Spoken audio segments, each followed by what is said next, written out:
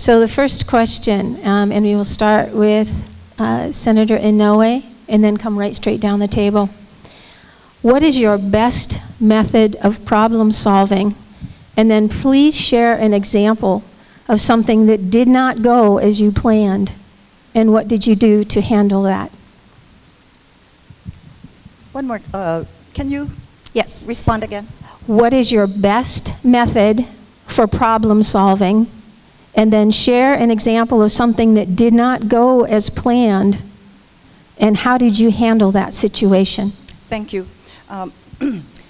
I said earlier that there was a bill that I introduced talking about an issue that was called into my office by a Kupuna in Honoka'a. The reason of the phone call was that Dieta had issues with regards to getting her ID, the renewable of her ID. The law says that in order for you to renew your ID, that a doctor needs to sign the form if you're unable to do so. Dieta was homebound. She was afflicted with an illness that prevented her from getting to the state building. During the course of the phone call, I did not know Dieta, and hearing her case, her husband was in hospice. Her doctor sent her a note that he has closed his business and will not be able to help her. So the cry to my office was received. We searched as many people, talked to many people, how we can help her. Finally, I told my staff, call the Bay Clinic. Talked to the Bay Clinic, they sent a doctor to her home, and the doctor signed the form. Let me tell you what happened. Now, in order for her to get her state ID, she wouldn't have been able to sign the papers had her husband, who was in hospice, pass on. And so what we did was, because we still had time to draft a bill, I created a bill to take the word doctor out of the statute and replaced it with a certified caregiver. But it was a challenge, because the attorneys that helped me draft the bill says, we've never seen something like that, but let's give it a chance. Thank my colleagues for helping me to pass this measure, and the first time you never get to pass a bill, and it's now law. Thank you, Senator. Oh, no, moving on. So, Ms. Kimball, what is your best method of problem solving? And then share an example of something that didn't go as planned. In one of my previous careers, I worked for Lawrence Berkeley National Lab, and my position there was leading the bioinformatics group. This is the computational group that would track all of the samples through our system. We were working on the International Human Genome Project effort.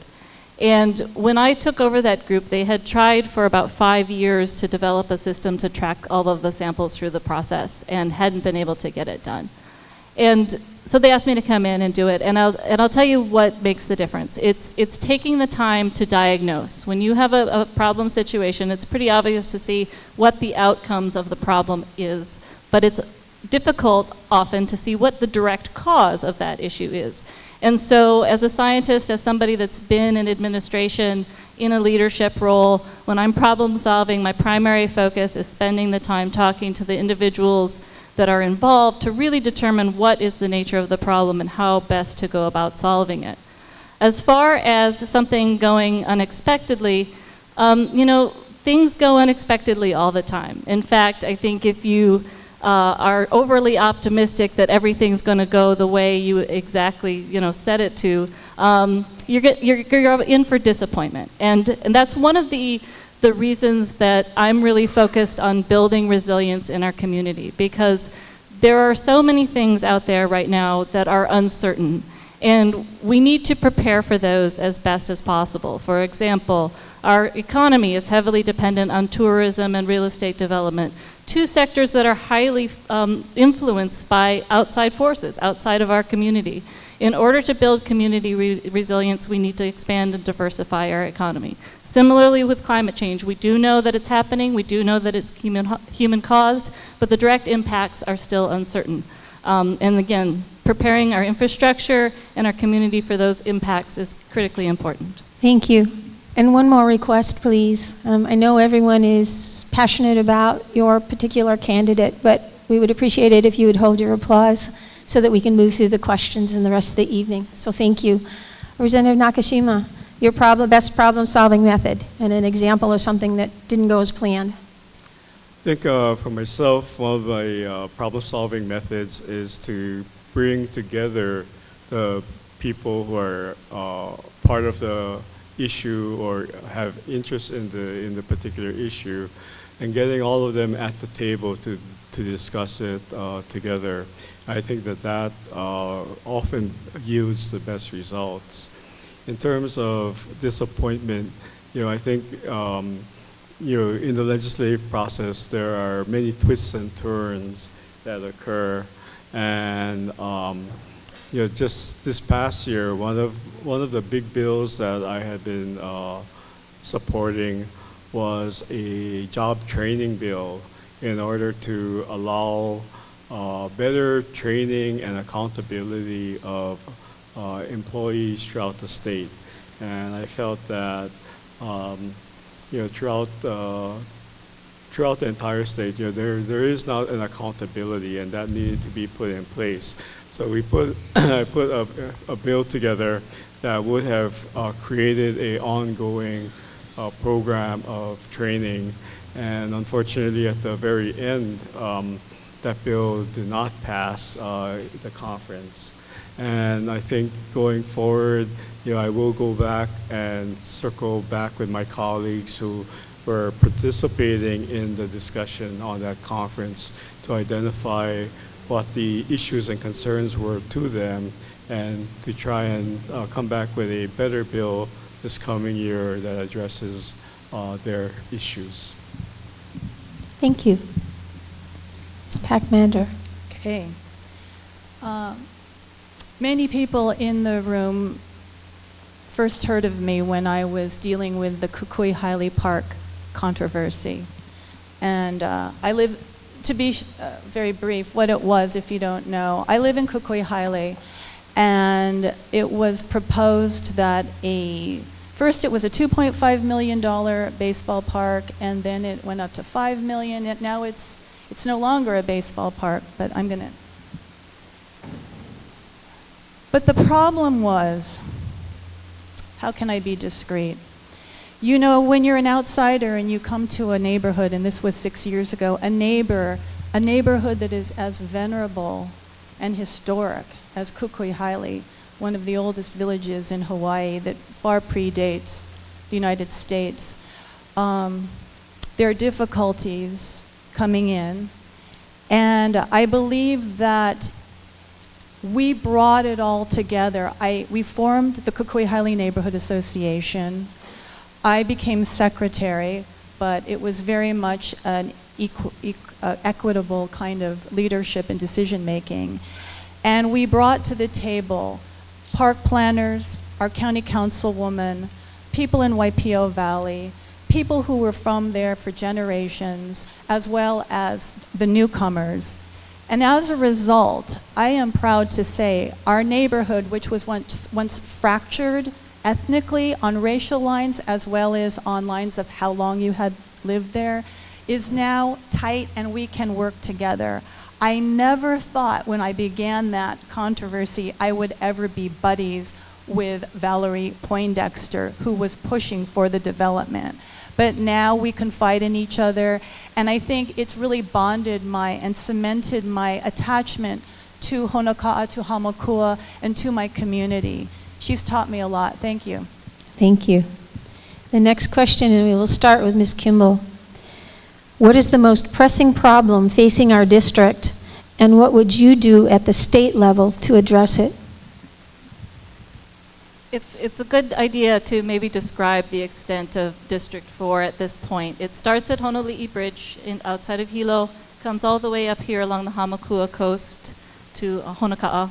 It's Waimea, Hawaii, Kauai, Waikoloa, all the way down to the Kona Palisades. And as you can imagine, It's quite a diverse district, and the needs are quite diverse. You know, anything from affordable housing, homelessness, access to health care, theft, drugs, child welfare services. There are many, many things that need to get done. To boil it down to a single issue, I would have to say that it comes down to economics. And again, as I said just a moment ago, you know, making sure that we have more economic diversity is a key part of our sustainability and our resiliency to outside forces. But another issue is economic fairness in our community. Because of our GE tax system, which is a regressive tax system, we tax our lower and moderate income families at a much higher rate than we tax the top 2%. So one of the first things that I will be working on, if elected, is really making our tax system more fair and ensuring that we keep more funds in the pockets of our working families. And that starts with looking at making the earned income tax credit a true credit, increasing renters credit, which has not been adjusted in 30 years, and looking at increasing the food credit as well. So building on our economy, making sure we have greater diversity is a key issue, and then making sure that our systems of taxation are more fair. Thank you. Representative Nakashima, the most pressing problem, and how would you address it at the state level? I think that the most pressing problem for our district, and our district's a little bit different from the Senate district. The House district includes Honoka'a area. It goes into Hilo. It includes the Kamana portion of Hilo and goes around Mauna Kea. The district is about the size of Oahu with the population of Manoa, which is like one valley on Oahu. The difference between us and Oahu is that ours is also one of the 5 oldest districts in the state in terms of the age of our residents. So I think that, you know, that really changes for us what it is, you know, we can do in terms of the economics of it. For my part, I think that providing additional services for the Kupuna is one of the major issues that I have been dealing with. Transportation for them is a particular one that is of concern to me. And this past year, I was able to put in place a pilot program bringing $800,000 to this district to begin a transportation program for Kupuna. Thank you. Ms. Pac-Man, most pressing issue, and what would you do at the state level? Absolutely, it's the rising cost of living. Every day, people, friends, neighbors, I see them having to leave the island because they can no longer afford to live here.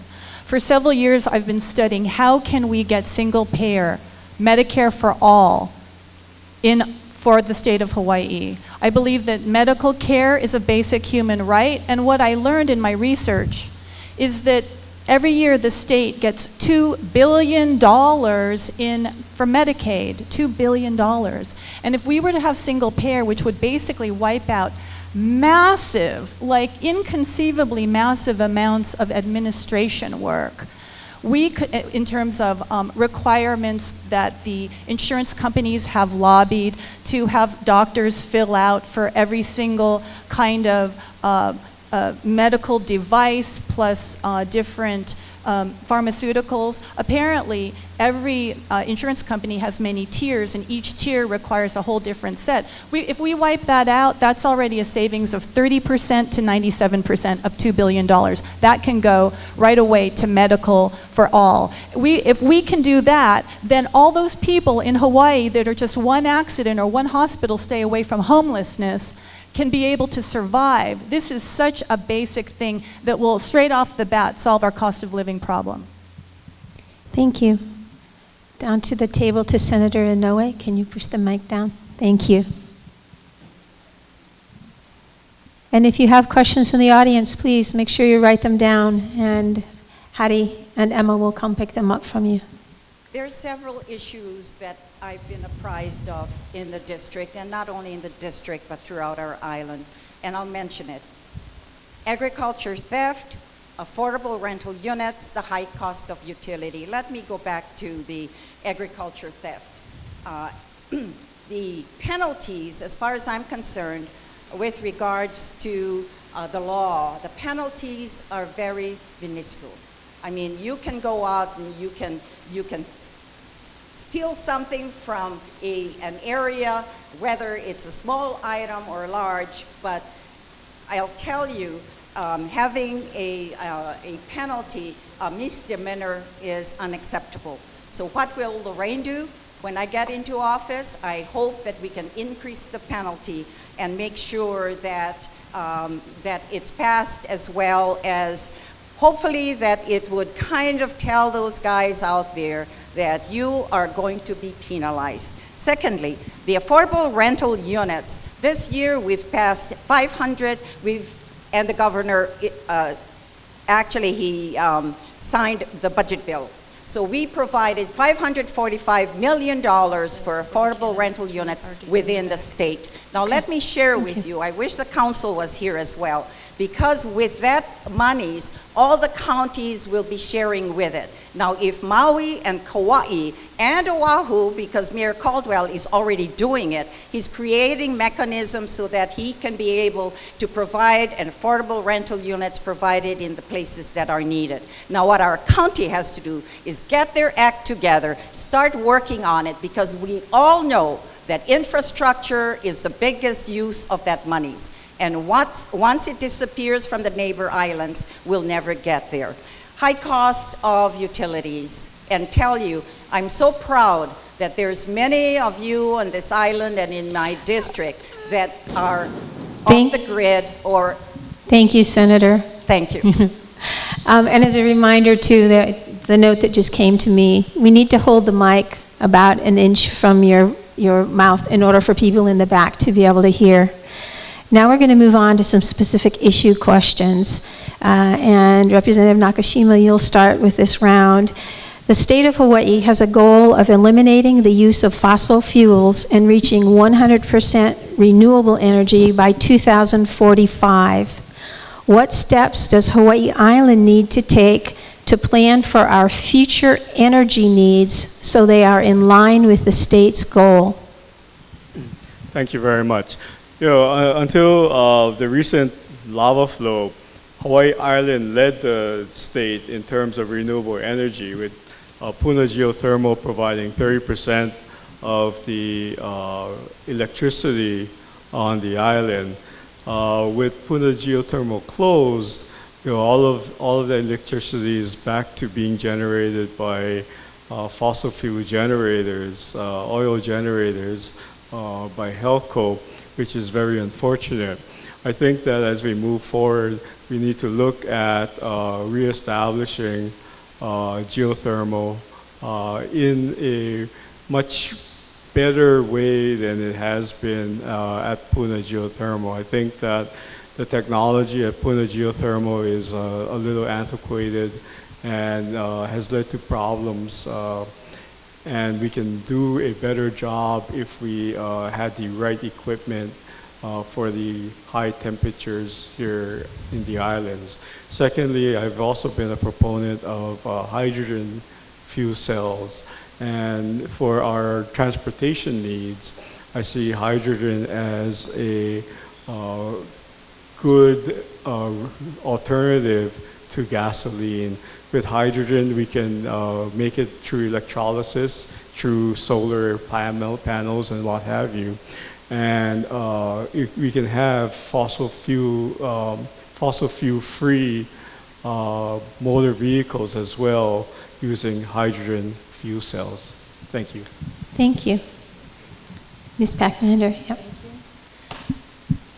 Whenever we talk about renewable energy, I feel like we are always asking the wrong question. We're always talking about renewable versus fossil fuels. I think the question that we need to ask is scale, industrial scale versus small scale. I'm a huge proponent of what I like to think of as the ahupua'a energy systems, where we actually are looking at bioregions and adjusting and designing energy systems appropriate to that, as if the native Hawaiians, when they lived there, were different kinds of energies to choose from, because then they would choose according to, is there a river there?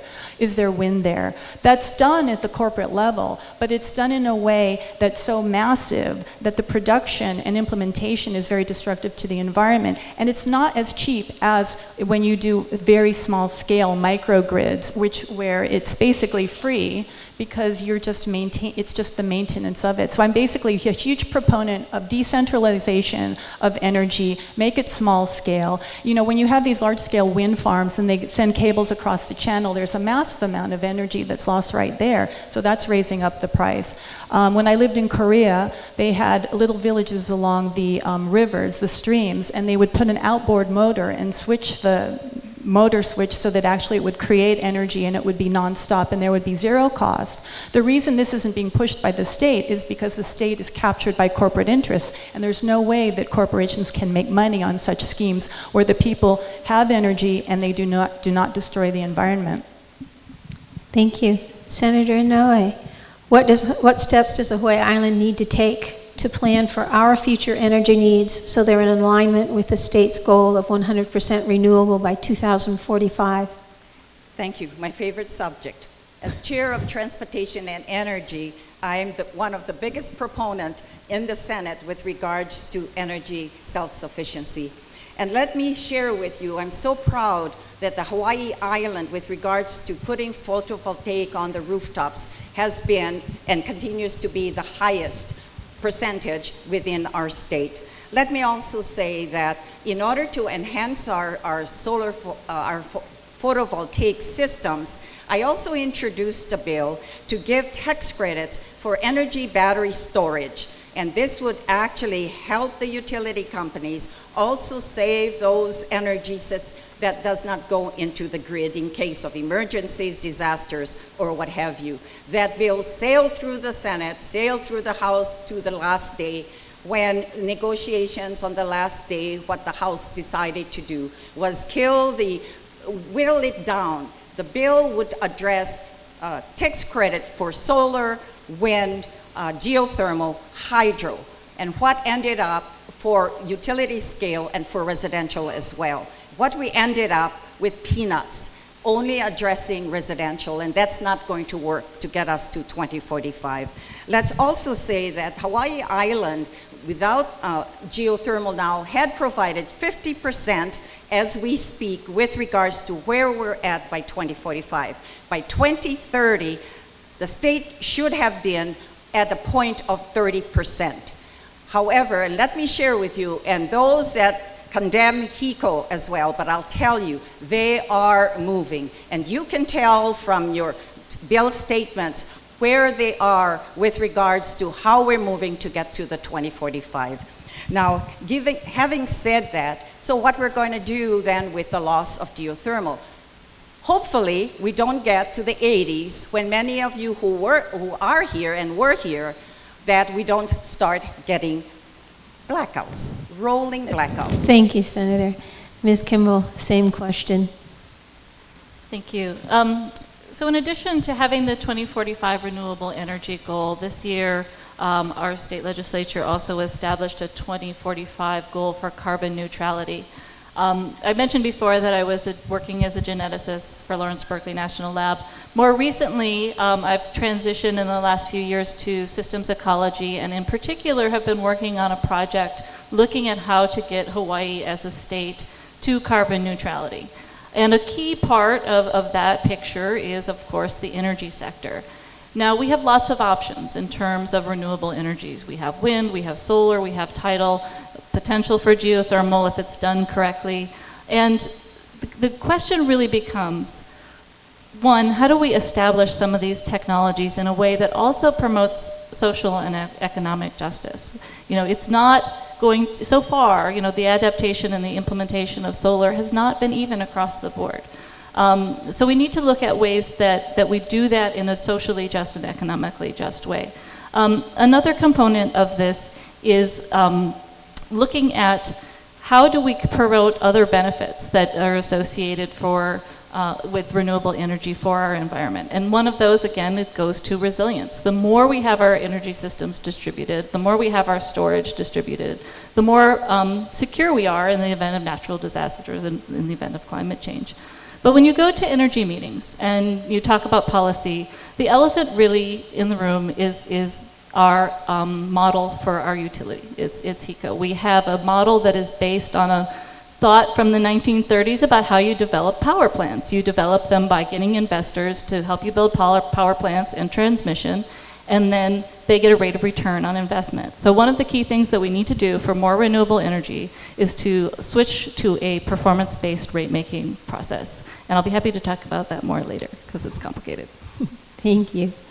This next question also deals with the environment, and we're going to start with you, Ms. Pac-Man. Many people are concerned about the carbon emission issues related to Honoka'a biofuel plant. What next steps do you propose to ensure that Honoka'a will not become a polluter of air and water? It's impossible. They've already said that they intend to inject 24 to 30 chemicals that are deemed hazardous by the EPA. I read the manufacturer's labels. One of them says do not, very harmful to aquatic life. And they have acknowledged they're going to inject these in 400-foot deep injection wells that are only 80 feet from the cliff line and going to percolate out into the ocean as well as down into our aquifers. So I think it's a moot point. They say they've got all their permits and they're going full speed ahead. All that we can do now is lawsuits. The other issue is greenhouse gas emissions, 300,000 tons per year. And in terms of renewable, they say, well, we're renewable. Well, I just recently, a Yale School of Forestry study came out, and they don't know they're renewable because there have been no tests on that species of eucalyptus. But they did do studies on deciduous forests in the American Southeast. And they found that for these trees to be renewable, it would take 40 to 100 years before they could capture the same amount of carbon that was created and released when the tree was burned 40 years to a century prior. That to me is not renewable, that time lag. So I think all that we can do is protests and lawsuits. I don't think it's worth 30 jobs to irreparably destroy our aquifer and our coastal waters. Thank you. Senator Inouye, what next steps do you propose to ensure Honoka'a will not become a polluter of air and water? Well, let me say, according to the laws and the rules by EPA and State Department of Health, they can't pollute the air. Otherwise, they'll be shut down. There's no reason, and they got their permits. So if a company wants to do anything with creating renewable energy factories or what have you, there are laws and rules in place. And if they pass that, what can you do? However, let me say that initially, when the plant starts, I'll tell you, because they are the regulation rules that allow regulated air monitoring, no different than what they already do at the geothermal plant.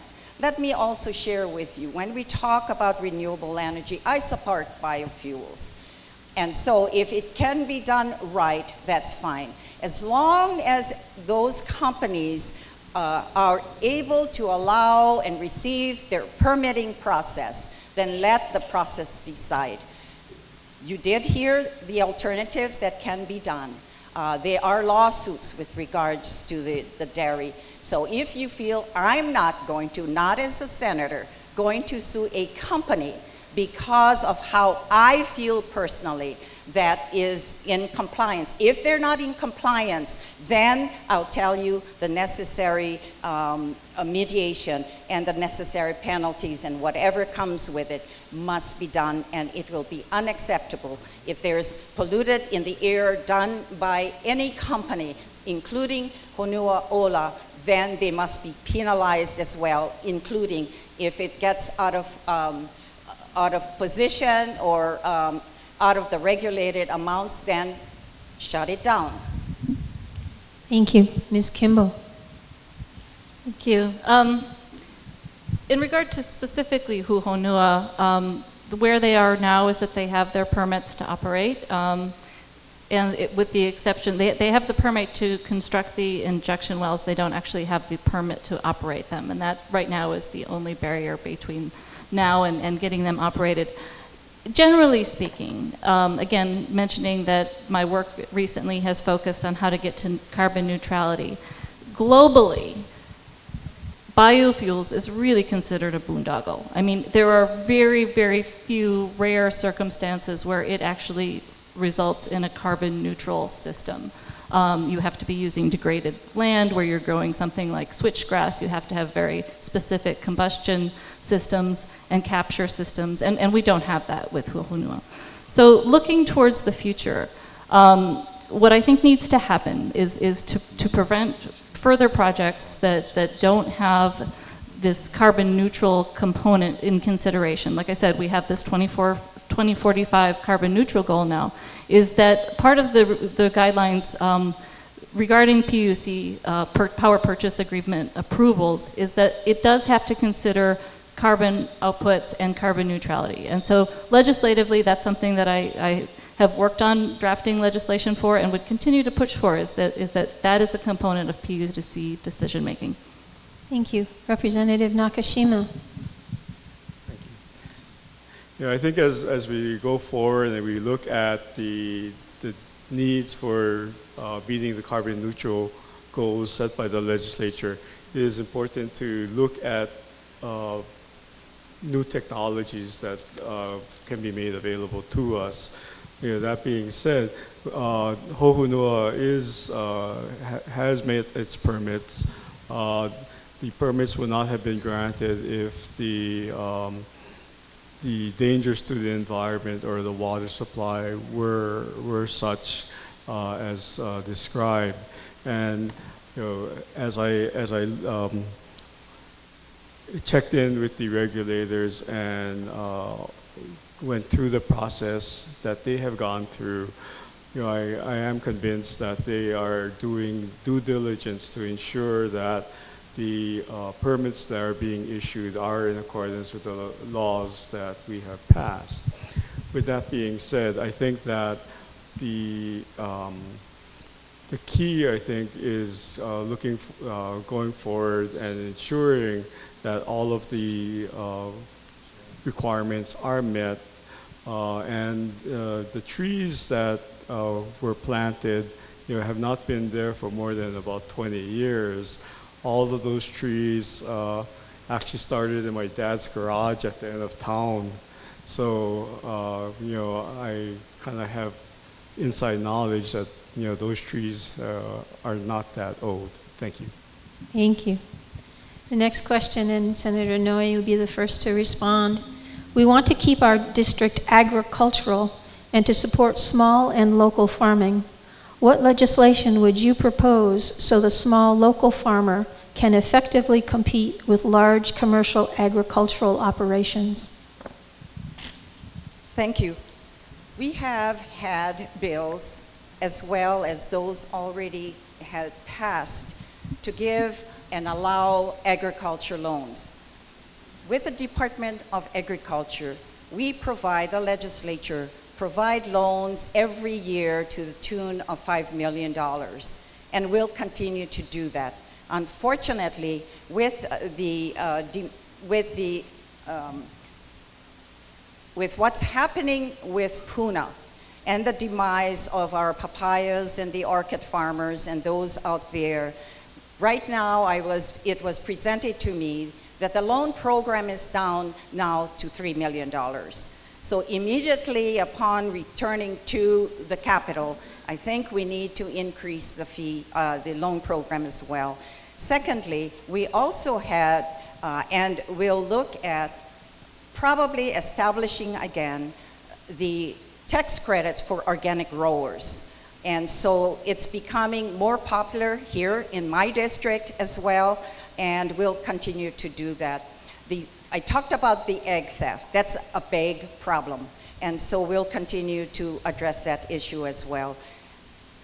However, I have, in my district of North Kohala, provided $1.5 million for new water resource, non-potable, that's ongoing now. And the report should be final by mid next year. And this is to help those that are having either issues with the Kohala ditch or somehow just managing and go with the flow with regards to the weather. There's 30 million gallons a day that's going into the aquifer and that's just dripping from Waimea Mountains to the North Kohala region. The consultant already has identified sources to increase water resource. Thank you, Senator. Ms. Kimball. Thank you. Being the scientist that I am, you can imagine that after going door to door and collecting specifically what each area is concerned about, I run some statistics. And for this area, the key concern was agriculture, and particularly sustainable agriculture, and particularly food security. And you know, the key barriers for an agricultural future for us is the cost of land. And we have land that's been made available for lease, you know, high quality land here on the Honoka'a coast and up here in Honoka'a. And the challenge is that our farmers need to be able to live on the land that they work and cultivate. And if you're not able to live on the land that you work and cultivate, you're not able to protect your equipment, you're not able to have any investment where you're building up equity. And you know, farming isn't certainly an uncertain employment. And we don't have many of our young folks today looking at farming and saying, hey, that's what I want to do. We've got a lot of people that love it and have a passion for it and want to take care of our community by providing food. But we don't have a lot of new young people coming into the profession. So we want to be able to make agriculture an option where you actually will be able to have a livelihood. Nobody's going to get rich off this, but just be able to take care of your family and do something that you love. The other issue is making sure that our local farmers can both create added value products and get their products to market in a easy way.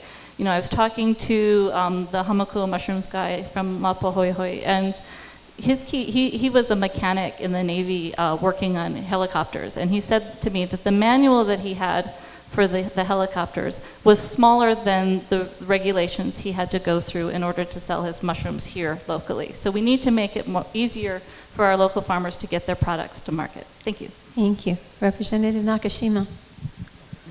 What legislation would you propose so the small local farmer can effectively compete with large commercial agricultural corporations? Thank you very much. You know, I think that one of the things that is most important for the local farmer is having the support and skill necessary to be successful as a farmer. For the past several years, there has been a program working out of Kamuela through WOW Farms, where the folks at WOW Farms have been mentoring other people who are interested in farming to come into farming, and to do it on a part-time basis. They do it as a part-time. They have a system in place to minimize the daily work necessary to grow tomatoes. They have uniform greenhouses.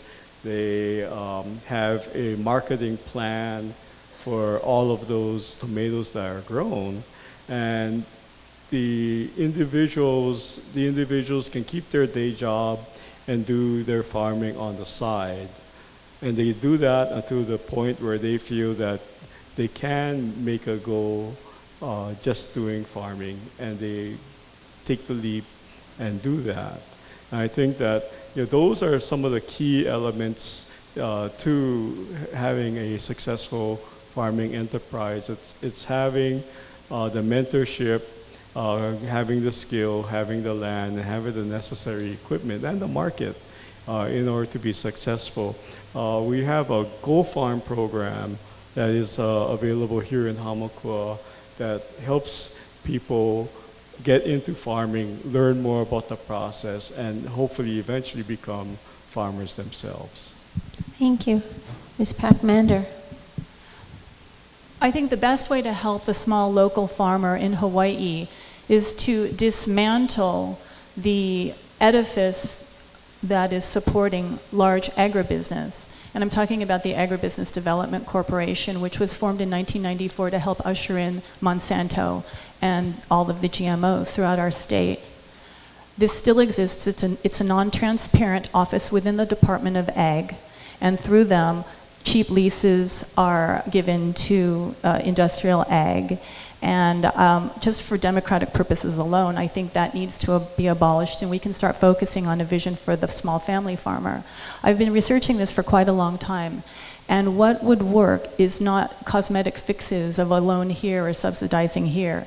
What we need is a whole paradigm shift. We need a systems change. We need to see education working together with the Hawaii Islands Land Grant, Hawaii Islands Land Trust. I've talked to people there as to how we can preserve huge tracts of land in perpetuity for sustainable diversified farming by actually raising money and buying the land and putting restrictions on what kind of farming goes on, and anybody who buys that land at a lower rate, because it does have all these restrictions, will be required to farm sustainably and environmentally in an environmentally sound way.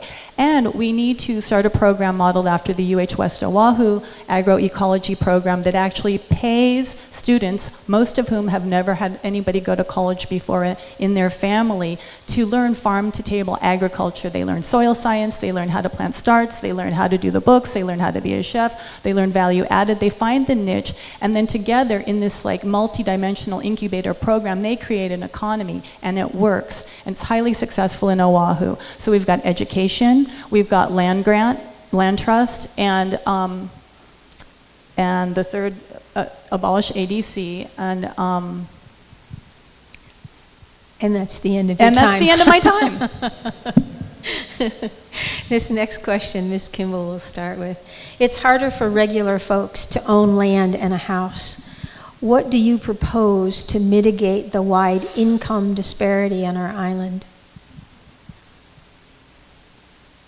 Well, building more resilience in our community by making more affordable housing and diversifying our economy really focuses on making sure that we have the type of jobs here that allow our individuals, our community members, to be able to afford the housing. And, you know, like I said before, we're mainly focused on tourism and real estate development as our primary economies. But I think that we are a ripe place for research in a number of different fields that would allow us to expand the skill set that we have here and expand the number of jobs that we have that would allow for a higher paying income, allowing people to afford more homes. We do also need to get a handle on the vacation rental situation. Of course, there's a lot going on with that right now in the county. The vacation rentals, the illegal vacation rentals, you know, they're taking available housing out of the market. And there's really only two ways to bring down the cost of housing. You either increase supply or you reduce demand.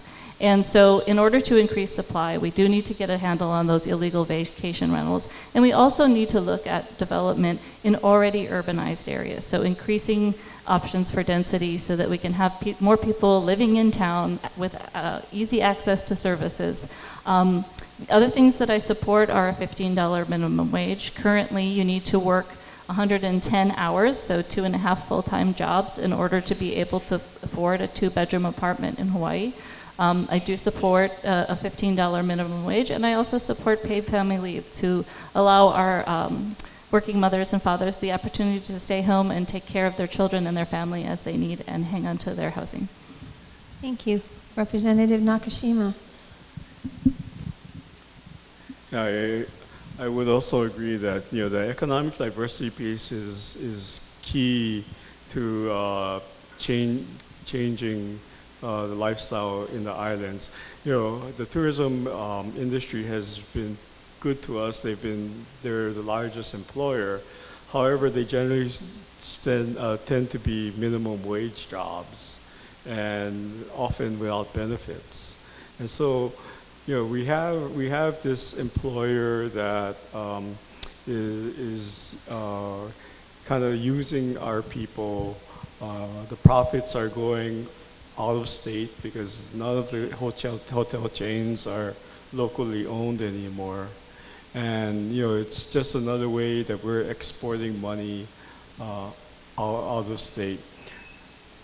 In order to change that, we do have to diversify the economy. We have to create more locally owned industries and business, because just having industries and business come in, which also then takes their profits and sends it somewhere else, will not help our economy either. So we need to develop more local grown industries. We need to diversify the economy. We need to find ways to get better jobs and benefits for our people. And in that way, we can really start to change how people's quality of life are. Thank you. Ms. Pac-Man, same question. Okay, well, like I said, I do believe that having free medical for all will be an enormous step in keeping those people that are one brink away from homelessness from being out on the street. That is just huge. Tax fairness, yes. Rental tax. But in terms of economy diversification, I feel for this district, it's part Hilo and it's part ag. And as I said, I'd love to see a sustainable, diversified agricultural economy, which is a diverse number of all kinds of businesses that actually comes out of the UH system, which then takes me to the Hilo economy. I'd love to see a Hilo be the college town of the Pacific. I'd love to see private universities come here. I visited Cuba in the 90s to see how they became the only organic country in the world, and it was because of the embargo and they couldn't import pesticides, but what they did was quite ingenious, and at the same time they had a surplus of food, they had to give it to the cows, and they also had some of the highest level medical physicians in the world. The standard of study was awesome. It would be so great to have some world-class medical schools, law schools, and really a thriving economy in Hilo with bookstores and cafes, 24-hour bookstores. I mean, all different locally owned businesses. We could be an economy of the mind, and we can also be an economy of sustainable ag that nurtures and stewards our environment. Thank you. Senator Inouye, what do you propose to help mitigate the wide disparity of income on our island? I think we'll always have a disparity of income here, particularly on this island. And when you look at where the businesses are, you already can see there's a big difference where you have tourism on the west side of the island. And on this side of the island, pretty much small businesses are the ones that are thriving to provide an economic stability. We don't have large manufacturing companies to come here, and I don't think we'll agree that large manufacturing companies would survive or will assist us in our kind of living environment. This question as well should also go to the county, and I'm surprised that our county council people weren't invited to speak here as well. It has to be, when we look at what's available to our young folks, whether it's building affordable housing that they can purchase, or whether it's affordable rentals, we always look at location, location, location. How they apply zoning regulations, or if they're going to approve another large development, make sure that developer provides housing units within a certain area and make it affordable.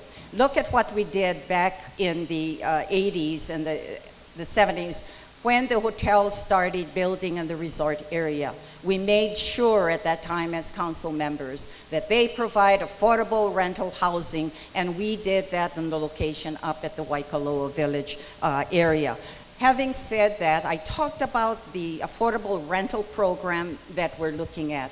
Nonetheless, we're also coming next session looking at how we can provide housing that our young folks or those that could least afford building an income that would prevent them. There we go with the stop sign. Thank you, Senator. But thank you all. You're doing a great job, and we're moving through a lot of questions, so appreciate that.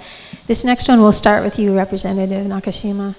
Please give us your input concerning the TAT tax, its uses and distribution.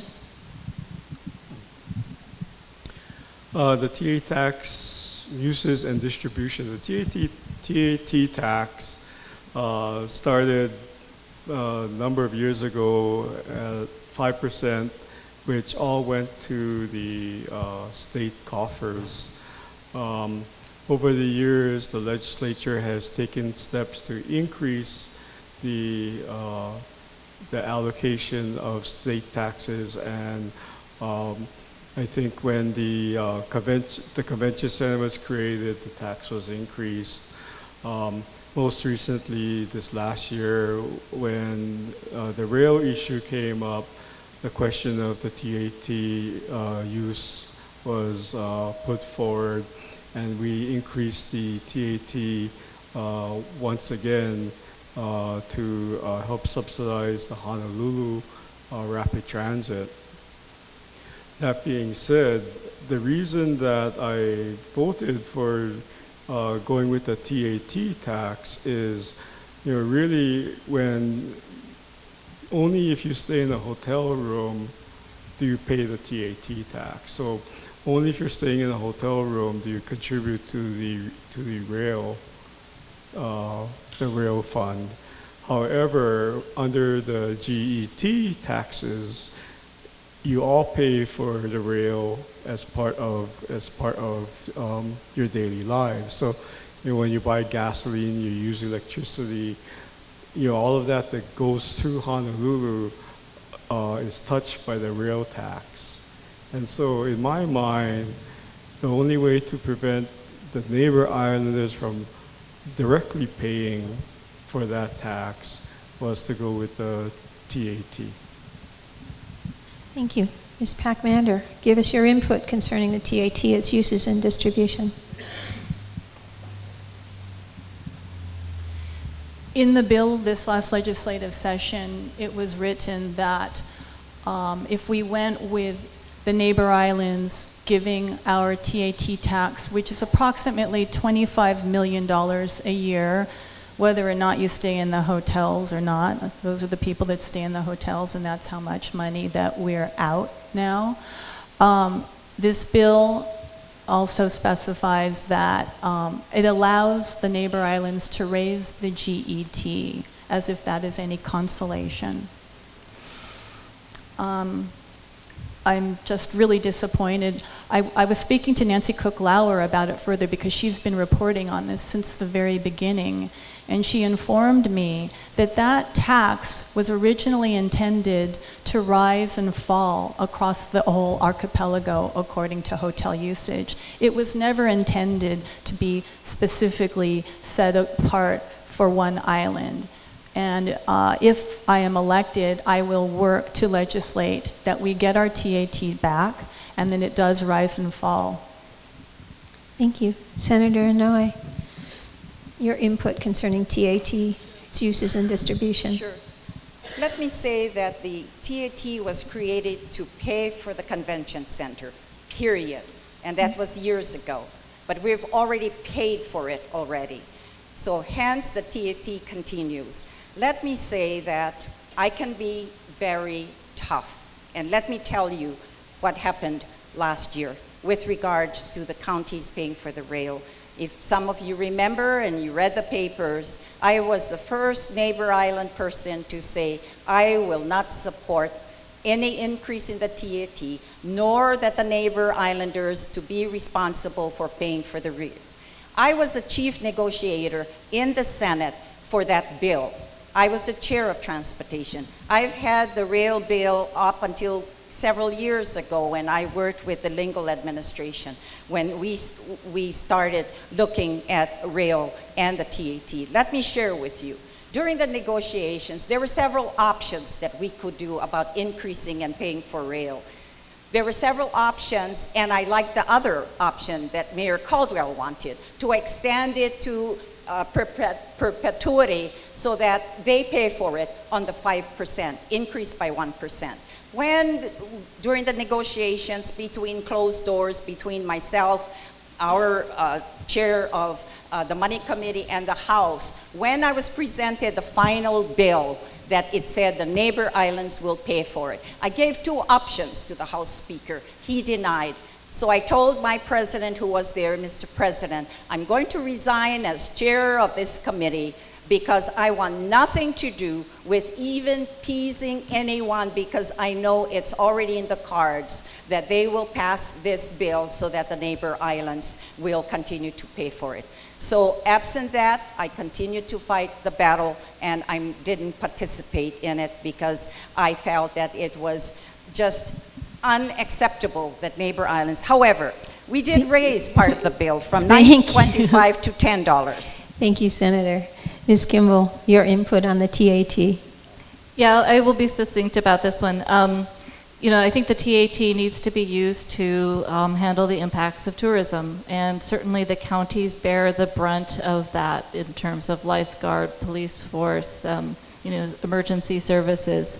And there was a task force that looked at TAT in 2015, 2016. The TAT, the proportion that came to the counties was reduced during the recession, and a greater portion of it went to Oahu and to the state coffers.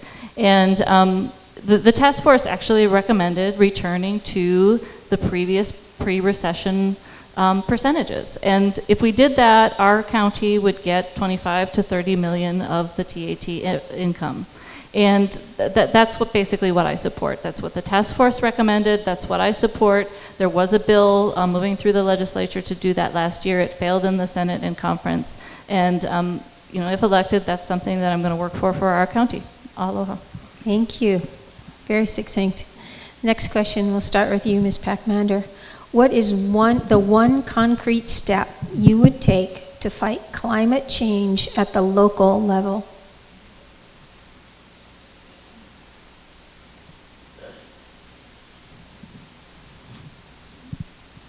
I think it would have to be education, because when I talk to people of all ages, they really don't have a clue what's going on our planet. There's no idea of the resiliency that's needed to get into play with civil defense right now. If everything's scattered, we saw the chaos with the missile crisis.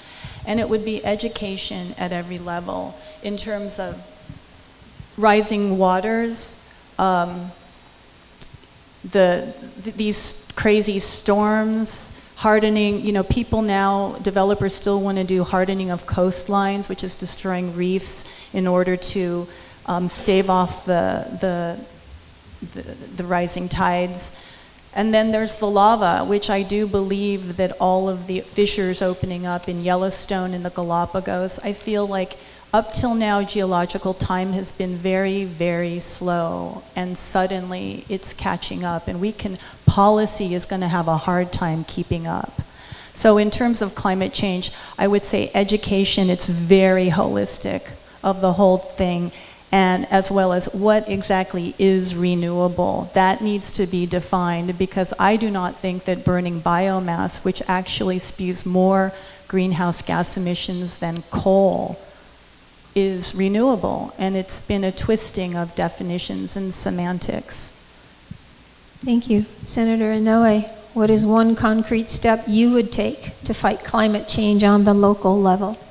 Thank you. I think it's not to fight the climate change, but how we're going to manage climate change as it approaches us. I'm the only neighbor island legislator that sits in the new Climate Change Commission appointed by Governor Ige after the legislature appropriated funding for this Climate Change Commission. And I'm glad to sit on it. And I'm glad that we invite the neighbor island planning, the counties as well, to sit on it. And we know by 2030 that sea level rise is going to be at 3.2 feet into our ocean environment as well. So the sea level rise by 2030 is the benchmark that we're working on as far as the Commission is concerned, and what we're going to do about that, because that's the first thing that's going to be impacted, sea level rise. What do we do about it? And let me say, when I did say I'm glad the counties are involved with it as well, because they approve zonings and buildings throughout the state and throughout the islands. But for us, I think the concern that I have, that we should all be concerned about, and we're not as bad a situation as it is at Waikiki, because you've read about it, you've heard that the most impact will be at Waikiki. The impact for us here, and I can tell you that because I traveled to Kona recently, and you look at the homes that are on Ali'i Drive. And it's been an issue years and years ago when those decided they're going to keep their homes there. You can see the erosion, and yet they always ask, county, can you help us? What can we do when the building is owned by personal for their own residents? So that's a concern. How we manage it, and the Commission had just 2 meetings, and we're supposed to be mandated. There goes the stop sign again, but if any of you are interested, I'll be around and you can catch me. Thank you, Senator. Ms. Kimball, one concrete step at the local level. So I'm a Northwest Climate Science Center fellow. I was also invited to go to Washington, D.C. to participate with the American Meteorological Society on a policy forum. And the issue is that we are in a positive feedback loop with respect to carbon. And that positive sounds like a good thing, but in this case it's actually not. The rate at which carbon goes up, the more goes into the atmosphere, it triggers other things that actually cause that cycle to turn a little faster, like releasing methane from the polar ice caps. So we are looking at a situation where we'll try to mitigate where we can, but what we really need to focus on now is adaptation. And as I said before, there's many different ways to do this. And in fact, with current technologies, there are ways to adapt that are good for us economically, they're good for our environment, and they're good for our communities. So we need to be very careful about planning in terms of how we adapt and adjust for climate change, so that we're doing it in a way that is fair, that is economically and socially just. So what I would say is one concrete thing that we can do here is, like I said, Hawaii Island in particular is a prime place for research, and particularly research with respect to climate change. Because of our topography, we have a natural temperature gradient, so we can look at how things behave as temperature changes. And we also have a natural rainfall gradient. And one of the effects of climate change is that our drought and storm cycles are going to change. And so providing this research environment that we have right here to the rest of the world is something concrete that we can do now to help ourselves and other communities adapt to the impacts of climate change. Thank you. Representative Nakashima, the one concrete step you would take? Yeah, this past year, one of the some of the most controversial bills that came before us was the lease of submerged lands. And you might wonder, why would anybody want to lease submerged lands? The reason for that is because their houses are falling into the water and they need to build seawalls to keep it from washing away. And I think that's just indicative of the planning that we have to brace for going forward. That the oceanfront properties are no longer going to be the most attractive properties to have. Up here in Kalapa, where we sit, several feet above the ocean, we might be the beachfront property of the future. And so, I think that the one thing, as I have one more minute left, is the one concrete thing we might do is maybe stop these political discussions, because all of this hot air can't be good for the climate environment. Thank you. This next question we'll start with Senator Inouye. What measures do you propose to help make Hawaii Island as self-sufficient as possible? Thank you. Good question. Agriculture. Let me say what we're doing with agriculture sustainability. And I'd like to follow our governor when he proclaimed a couple of years ago in one of his addresses to the legislature that he support, and we should be, the breadbasket of our own state instead of all the importing of goods, food that we import, which is close to 90% of the food that's provided for all of us. Going back, let me also share with you what I've been doing in my district, and I'd like to do this with the Honoka'a Coast as well. I did mention to you about the $1.5 million water study we're doing for Kohala, and this is what I believe. Because of the loss, we're going to be losing some farmers in Waimea. You already see the signs of non-production of an agriculture parcel as you drive into the district.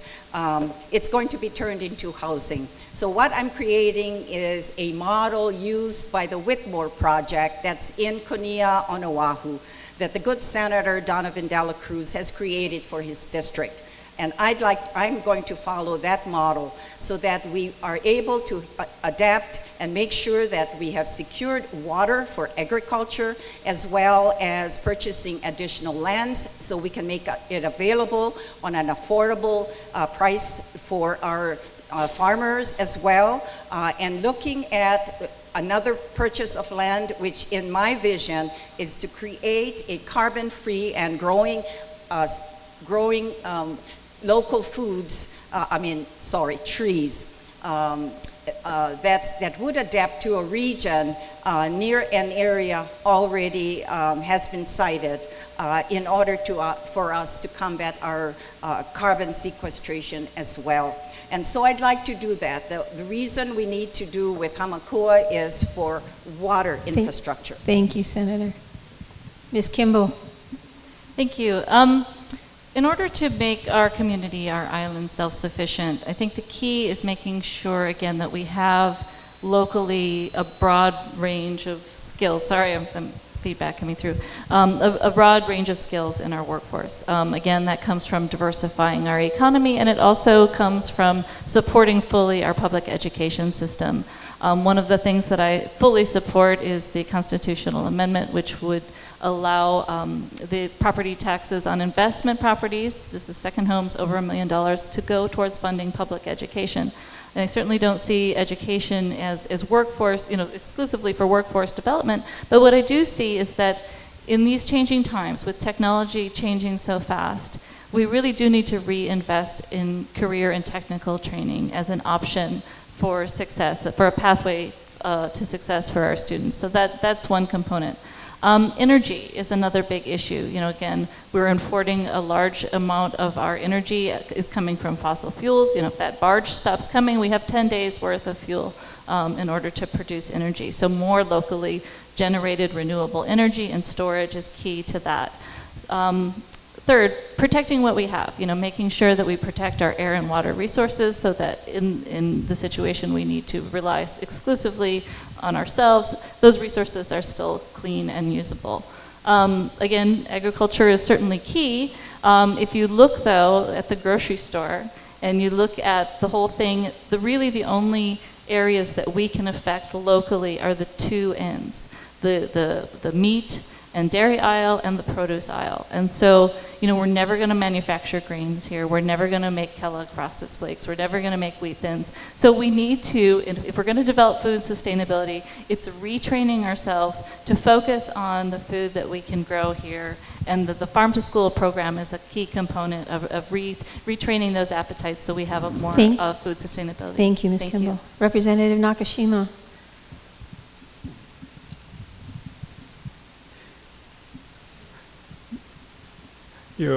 Going forward, I think that one of the things towards sustainability is having the people trained to be sustainable.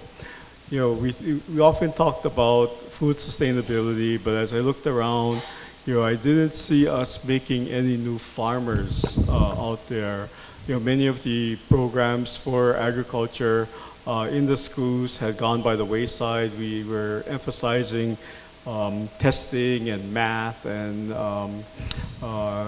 reading, and you know, we were leaving all of those other skills behind. Seeing that, one of the things that I wanted to put in place is to reconnect our students to many of the technical arts. So I created programs to provide enrichment in the CTE courses. That's the career technical education courses, such as agriculture, such as healthcare, and etc., that would allow them to pursue and become interested in those areas. When we started this program about 5 years ago, there were only 5 Future Farmer of America programs left in Hawaii, and now there are 15 schools that have the Future Farmer program. We've increased the number of participants 300%. And with that, we've also provided additional experiential programs throughout the summer that allows internships into farming and getting people back into the land. Thank you. Thank you. Ms. Pac-Mander Thank you. proposed to help us. I worked for 5 years at an economics think tank called the International Forum on Globalization, where we studied the impacts of the global economy on small communities, like Honoka'a is like a textbook case. And I met many thinkers and doers, and one of them was the one who developed the model program I'd like to fashion our Hilo program after at UH West Oahu. He started out 6 years ago with 24 acres. It's Ma'o Farms. If you ever go to any fancy restaurants in Honolulu, you'll see on the menus, you know, Ma'o Farms greens. And he was so successful with the program of having kids do this integrated incubator economy, farm-to-table economy, that he was able to get the funding from the state as well as many places throughout the world, to the tune of $1 million, where he's now got 200 acres and a full array of solar panels that powers the entire campus. So this is a model right here in Hawaii that we can follow, and what he's done is he's produced class after class of diversified farmers that do all different at the vertically and horizontally integrated aspects of a diversified agricultural economy. That's one thing. I lived in Kauai for 20 years, and I was on solar off the grid the entire time, and it was a piece of cake if you're educated and you know how to do it and you know that you're actually using energy and what that means. And we could definitely institute energy education from kindergarten all the way through 12. I think that's absolutely necessary to being a resilient society in this coming age of adapting to climate change. Thanks. Thank you. Ms. Kimball, we'll start with you this next question. Getting the health care we need is a problem on this island. Many depend on Hamakua Kohala Health Center for primary care, and those facilities are both old and too small. The process to actually receive approved grant and aid funds can often take several years. What will you do to improve the system so approved funds are received in a timely manner? So certainly healthcare costs and accessibility to healthcare is one of the key issues that has been brought up as I've been going door to door. I know from my own personal experience that, you know, my husband, who's back here somewhere, you know, he's been trying for 5 years now to find a primary care physician, and they keep leaving and they keep retiring, and we're not replacing them with our own locally grown doctors. So just talking about healthcare, one of the key issues is making sure that we have, supporting our own local kids who've been born and raised here, who know what it's like to live in Hawaii, to join a medical program and then ultimately practice here. And I would support a program that would provide grants for their medical training if in return they spent a certain number of years here providing Medicare or Medicaid services. In terms of greater grant and aid funding for our medical services and all the different issues that we need, one of my core concerns is that how inefficient we are with money in this state. We are 8th in the country in terms of the revenue that we collect per person, but we're 51st. They're counting the District of Columbia in terms of return on investment in what we get in infrastructure and government services. Now, the old adage is that government is inefficient, but that's really inefficient. And that tells me that there's a lot of holes in the purse. And so in order to get more funding, we need to close those holes and make more of that revenue available for the things that we need instead of being wasted. Thank you. Representative Nakashima, what would you do to improve the system so approved grant and aid funds are actually received in a timely manner? Every year the grant and aid process is kind of it's a difficult process to get through, but the grantees, those asking for grants, come to us, and often we are able to meet the needs, especially the priority needs, such as Honoka'a Health Center, and get the funding into the budget for their requests. Unfortunately, the process does not stop there, and there needs to be follow-up to us as the legislators as the requests are being made, as the request for release is being approved. It's important to keep the legislators involved because that is the only way that we can follow the process, call the people that need to be called, and ensure that the requests are not falling by the wayside or left on the table. Other things that we have done with regard to healthcare is that, for the last several years, we've had a residency program here, the Hawaii Family Residency Program, which has now graduated a total of 5 residents, 4 of which who are practicing here on this island. There are 14 new residents now, and we've opened a new facility for them at Hilo Medical Center. They are going into rural health care, and they are coming out to the various clinics to get experience in treating the people of the entire island. Thank you. Ms. Pac-Man. Well, the lag is indicative of rural communities, which is why we're not able to retain doctors. The average doctor in Hawaii has to spend $40,000 a year just on administrative paperwork, which would be eliminated through single payer. It's just a question of political will. What we're fighting, people, are the insurance companies and the medical device manufacturers. And if we, as a people, can write and call to our legislators and say, we want Medicare for all, it will happen because we all want to stay in office, right? And right now, the voices of the people are not heard. It's the insurance company lobbyists and it's the medical device manufacturers. If we just eliminate that, we will sew up a gigantic hole in the purse that Heather's talking about, where our tax money is not coming back to us. Single payer will enable a whole lot of it to come back to us so that not only will we get the medical care we need, but we will retain doctors who want to be in Hawaii, but they always end up leaving because they won't have to pay that $40,000 a year in administration fees. Thank you. Senator Inouye, what will you do to improve the system so that grant and aid funds that have been approved by the legislature are released in a timely manner?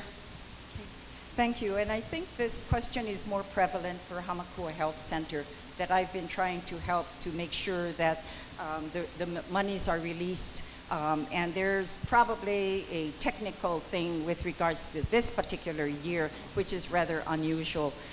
However, let me also share with you, and we can thank the legislature for this as well, creating community health centers. We've never had this before, and Honoka'a Health Center was one of the first. Luckily, as I'd like to add to Representative Nakashima, with regards to the Hilo Medical Center, we've dedicated a couple of days ago that it includes also those doctors on the residency internship program that will be managing that program as well.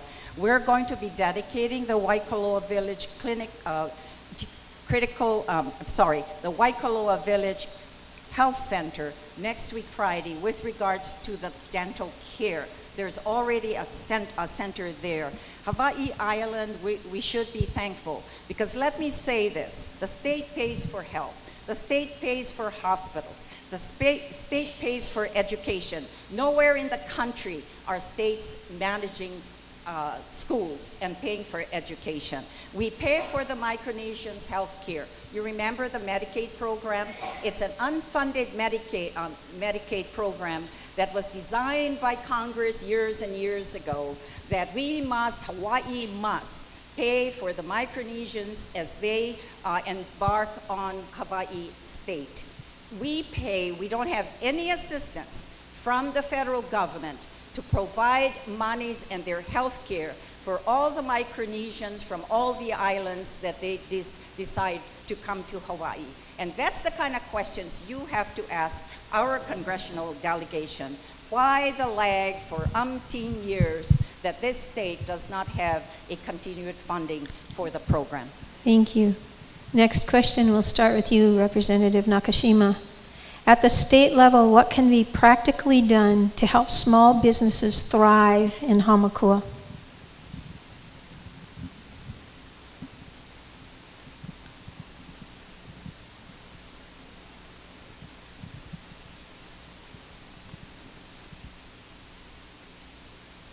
For the past several years, I had been chair of business and economic development in the state legislature, in the state house.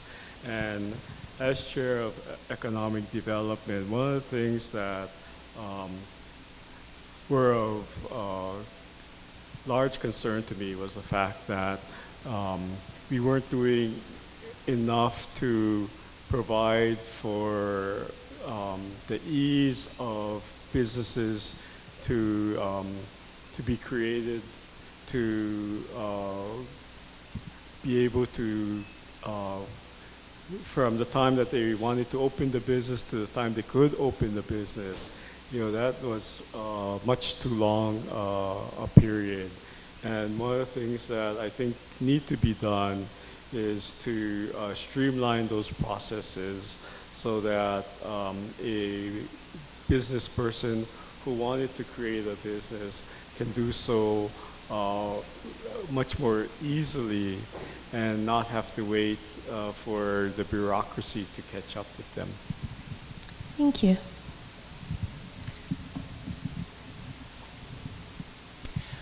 Well, I feel, getting back again, that Honoka'a, as opposed to Hilo, were two different kinds of economies. Honoka'a is going to be your diversified ag economy, and I think I've gone through what I believe will do that, and that is a tried and true method that UH West Oahu is using. That actually pays students, and it's more than just to grow a farmer, it's more than just ag programs in the school. Students who would normally not go to college are getting degrees, and they're actually getting paid to do that. So this is like a huge sort of revolutionary concept.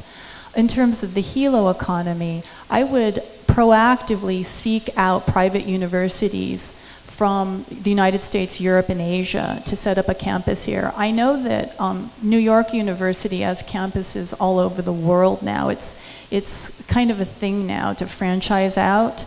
And this is a way that once you have like that hub campus, businesses will naturally thrive and prosper. And like I say, it can be an economy of the mind and that will attract thinkers from all over the world. So we can really get world-class ideas, but at the same time, I am very committed to retaining our culture and our lifestyle.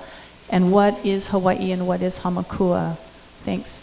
Also, I just have to say, I've just been so touched and moved living here and learning from the people here. And that is something I would never want to threaten. Thank you. Senator Inouye, at the state level, what can be done to help small businesses thrive in Honoka'a? Well, let me tell you, if we increase the minimum wage to $15, you're not going to see a thriving small business in this community. And let me share with you what we've heard, and that's why you haven't seen any legislation to do that this year. The numbers of mom and pop stores, the number of businesses that have come to us, this will close our businesses. That's one thing we don't want to do immediately. I agree that over time that we can take care and address minimum wage. We just increased the minimum wage to $10. So let's take it in stride. Let me also share with you that many things can assist communities like this one as well. And the same issue I'm also assisting in our little town of Hawi. I think if we want businesses to thrive, we need to help with the infrastructure needs. Public restrooms, good parking areas, good lightings, and nice roads. I chair transportation the committee as well. And I'll tell you, I mean, in some ways, I can help because this road, Mamani Street, is a state highway. I'm also working on putting sidewalks near the churches so that our people can use the sidewalks and not be scared of getting into the roadways, or to make their walking and their walking paths a little more pleasant. So as far as I'm concerned, I think working and making sure our stores thrive, you know, what we can do on the state certainly is to help where we can help. Let me share with you as well. And I tell you, I was here one Sunday, and I was glad that after taking my visitors over to Waipio Valley as well, that I was able to find a store that was opened on Sunday. It was the Tibetan store. I think I was able to purchase my granddaughter's birthday gift. Thank you, Ms. Kimball. What can practically be done to help small businesses thrive in Honoka'a? Thank you. First, I just want to say I see a lot of people starting to doze off out there and getting a little sleepy. Thank you for being so hardcore to keep listening, keep participating in this conversation. My husband and I are both small business owners. I'm a very small business owner. I have one employee, that's me. He employs about 10 local families here, or local workers. And I'll tell you, you know, in our conversations and conversations with others in the business community, the key barriers to growing small business in Hawaii and on the Honoka'a coast is one, energy costs. Two, making sure that we have the infrastructure in place to support our businesses, particularly broadband. So making sure that we have the permits in place as 5G is coming in to be able to install that and making that accessible as widely as possible. The third issue is workforce development. So again, we've talked about having more career and technical training options available for both our young people and for people that want to retrain. You know, the future is certainly uncertain with where things are going to go with technology. And the key thing is that as a community that we're flexible, that we're able to adapt and learn new things and learn new techniques easily.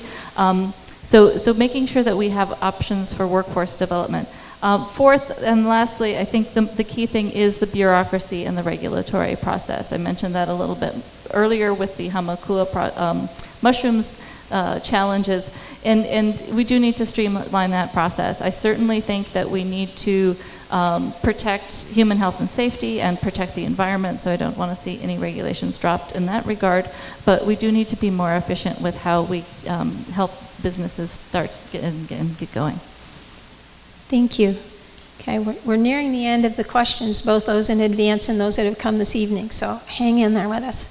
Senator Inouye, you'll go first with this one. Hawaii is at the tip of the silver tsunami about to crash in on us. What will you do to move the development of affordable housing in our district for Kupuna, who cannot live at home, don't want to leave this area, and don't require expensive full-time care? Good question, and I think it will come. Part of the $575 million I talked about affordable rentals, and you also know, you also are aware that we have senior housing programs over in Kohala, we have them in Hilo, we have them in Ka'u, where we can start doing a affordable rental senior housing that also has to do with the care. And so this is something that we've already made the decision as far as the legislature and the governor is concerned, how we're going to help communities, whether it's for the young or our kupuna. Now, let me refresh some of the memory of the old timers here. There was a development right out here on the Hilo side of Hale Ho'ola, similar to what you're asking for. For some reason, the community supported it, maybe not all, but never was able to get off the ground because of opposition.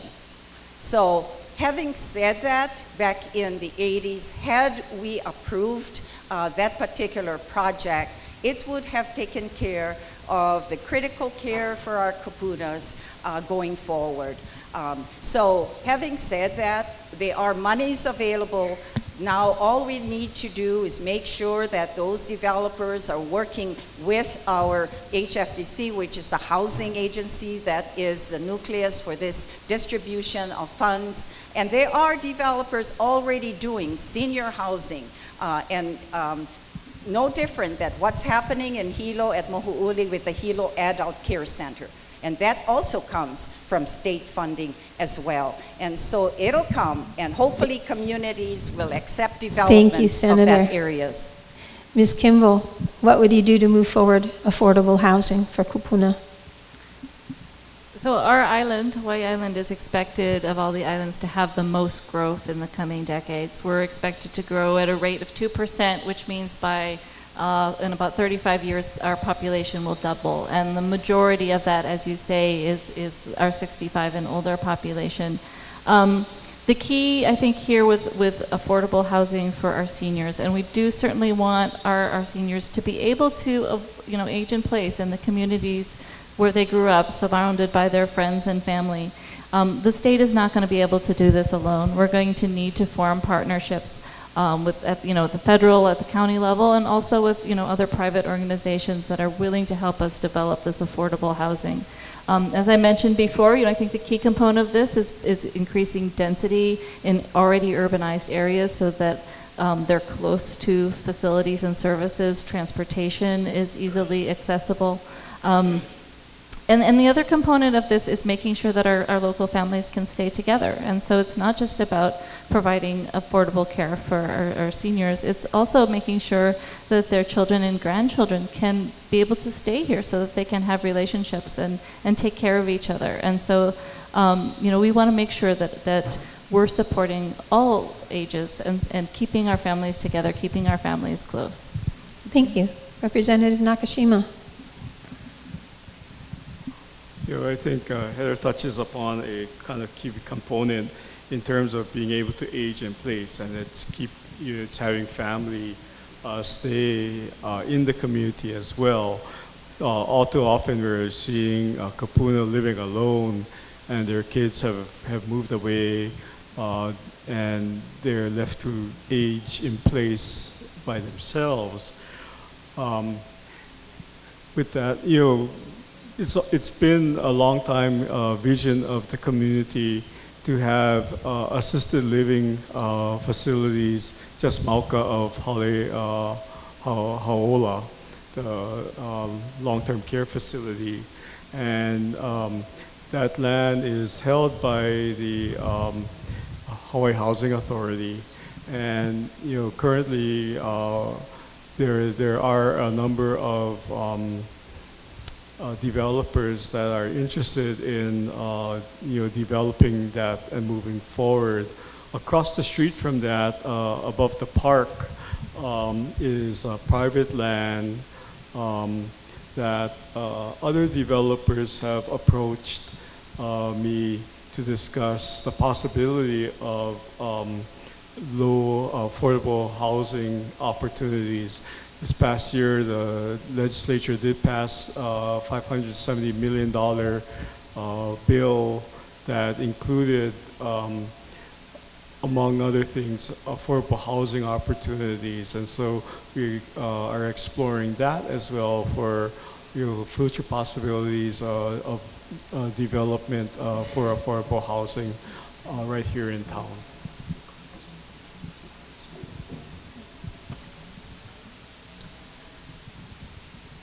Even if we have affordable housing for seniors, it doesn't mean it's affordable.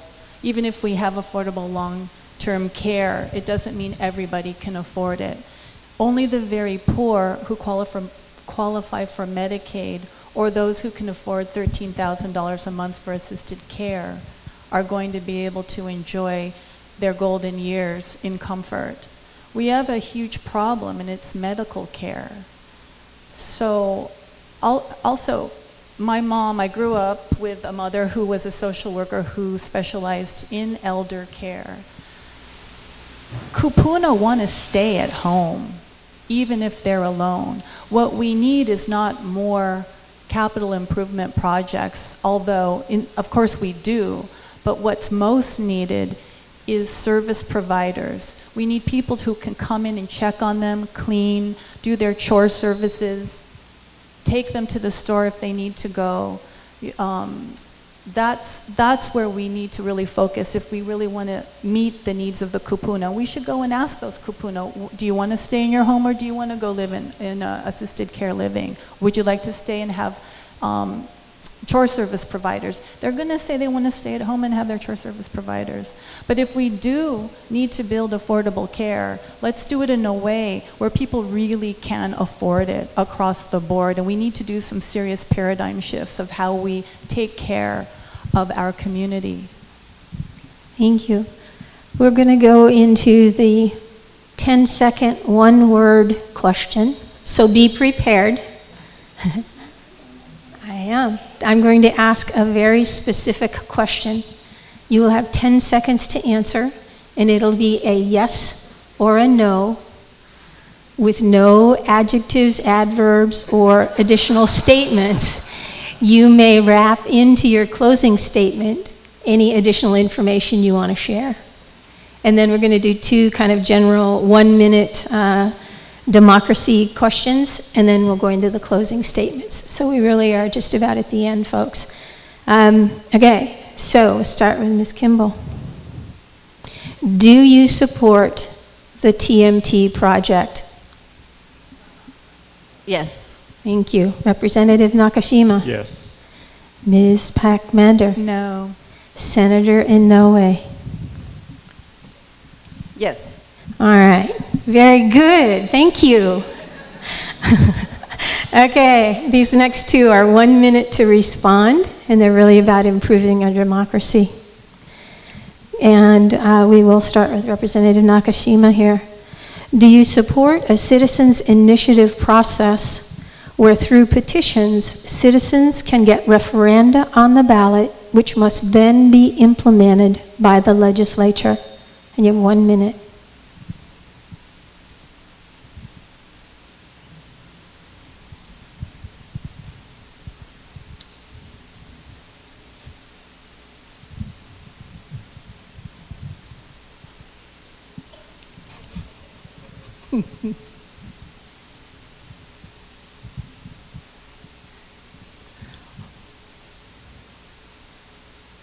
I think that I would support a limited referendum that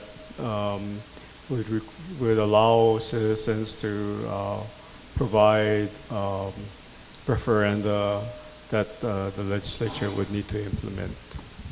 Thank you. Ms. Pac-Man? So Yes, it is. Oh, I would absolutely support it. Okay. Senator Inouye, do you support a citizens' initiative process where through petitions citizens can get referenda on the ballot, which must then be implemented by the legislature? I've always supported initiatives, and yes, I do.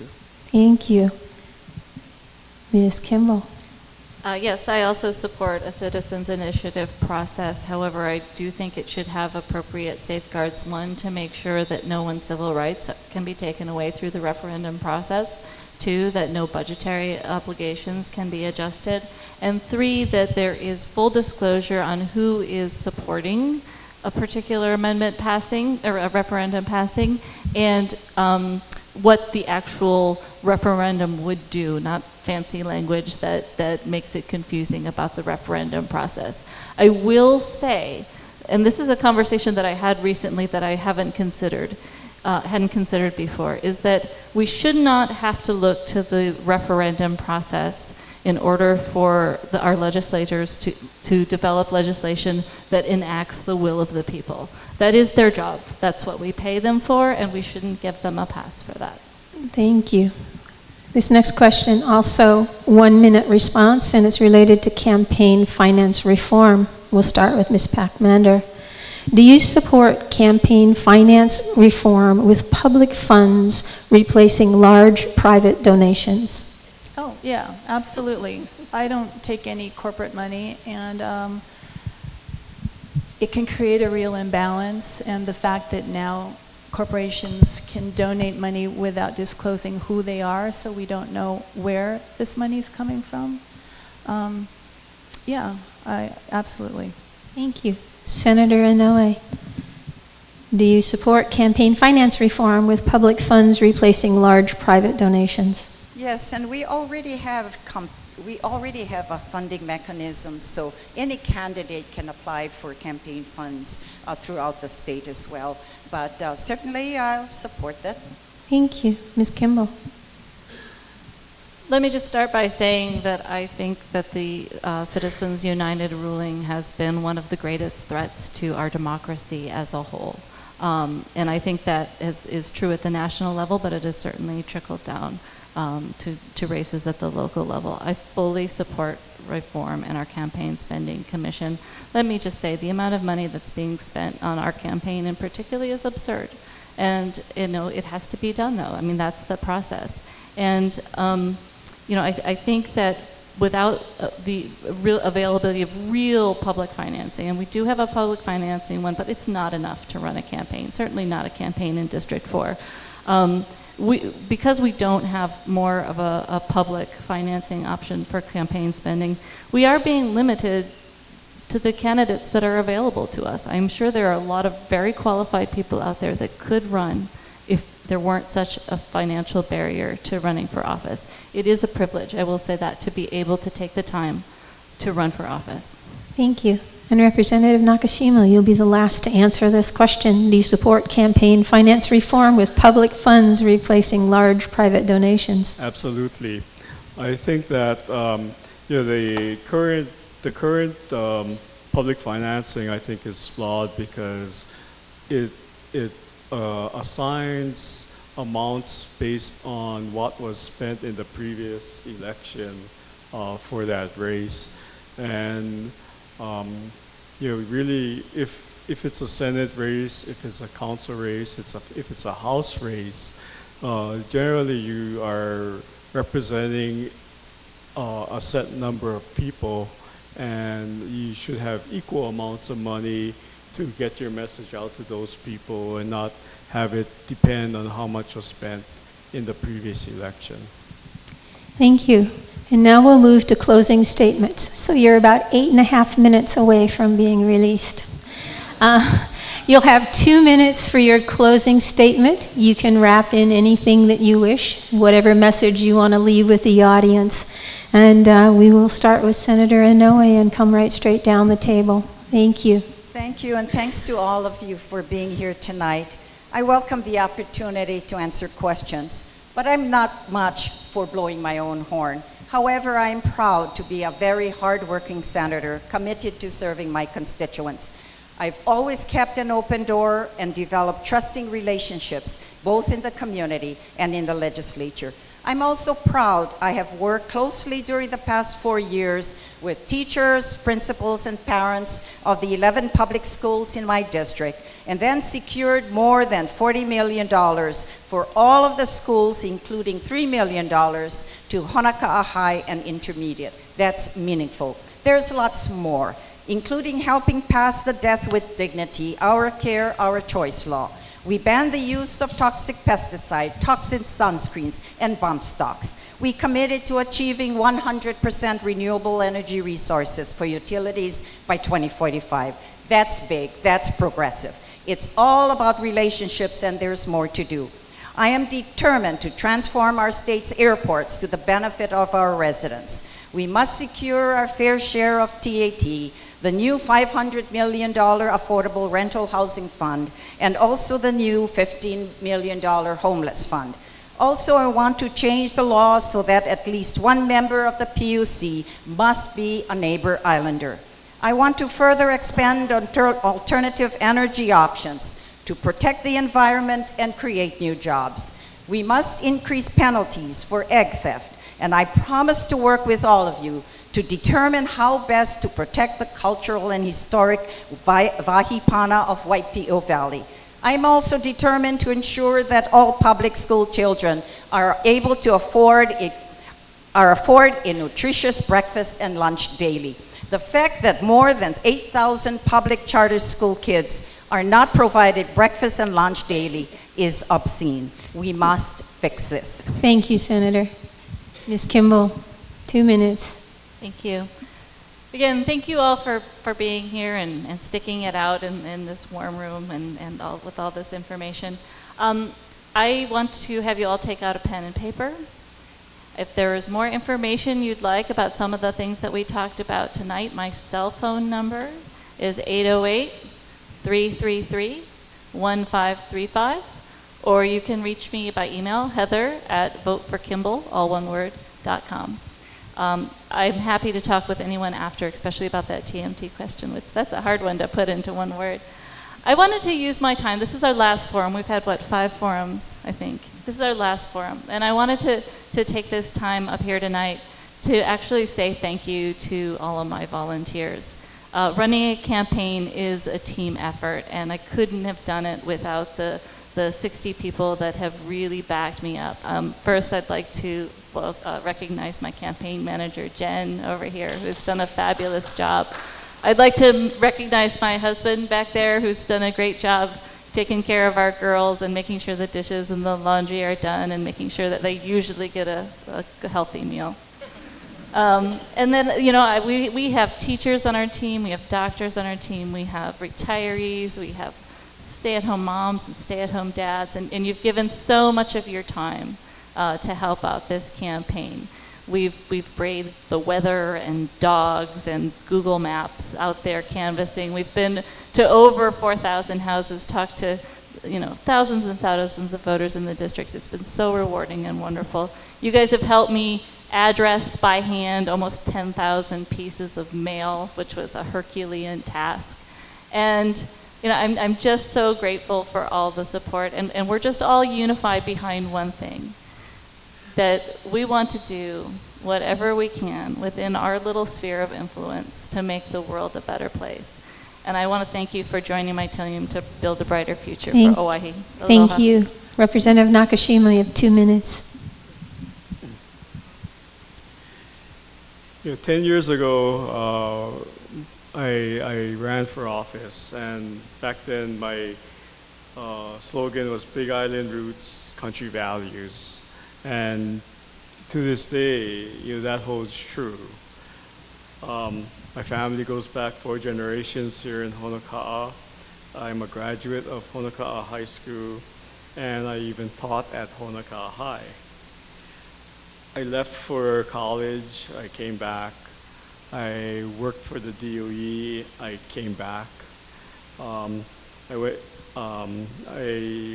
as far as Washington, D.C., to work with U.S. Senator Spark Matsunaga. And every time, my country roots brought me home. Now, I have the best job in the world, representing the people of the 1st District. I'd like to thank all of you for your time and patience this evening, for spending the night with us and listening to what we had to say. I do humbly ask for your support and your vote in the upcoming election. Mahalo. Thank you. Ms. Pak Kuhan, you'll close us out. It's wonderful to look in the audience and see so many faces I recognize. I'm running for this office because I know we share the same concerns and the same needs and the same worries for our future, for our economic future. Just yesterday, my bank teller, I saw her on the street and she was looking sad and she told me she had to leave the island. She was my favorite teller. She had to leave the island because she couldn't afford to live here anymore. Last week, in fact, almost every week, it seems like I meet someone that loses a job because the public transportation is not reliable for someone who had an on-call job, or there was no child care. I feel like we're really falling short, and there's so much we can do, and there's so much waste in government. You know, I feel, talking to the people, how the fact that we spend the 8th in terms of our taxes, but we're the 51st in terms of the services we get back. And I know, I've seen how that can be, we can sew that up. I'm just really happy you guys are all here, and I really want to work hard for our community. I've thought a lot about it. I've talked to farmers over the years. I've talked to small business owners. I've talked to doctors. I'm concerned about medical care. Thanks for coming, and I do hope you'll consider me when you cast your vote this election. Thank you. Thank you very much to all of the candidates. And Michael will close us out.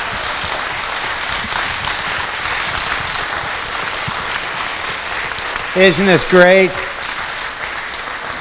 You got to understand what a feeling of accomplishment that we were able to pull this off. And I tell you, this is the highlight of me being District 1, and we're going to do it again in 2 years, I promise.